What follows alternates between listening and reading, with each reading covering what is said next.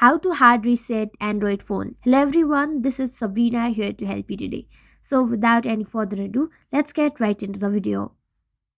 So hard resetting any phone means you are making it fresh as brand new.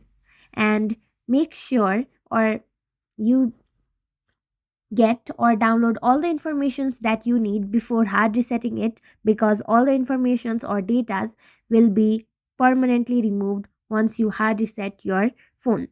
So in order to do this, first go to your settings, then scroll all the way down and then go to about phone. After that you will see an option reset.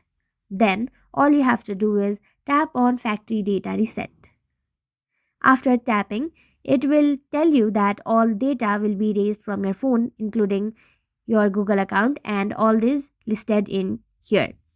If you are sure and you want to factory data reset, that means hard reset your phone, simply tap on reset. Confirm it by entering your PIN and then you will be done. So that's it. Thank you for watching this video. Make sure to like, share and subscribe to our YouTube channel.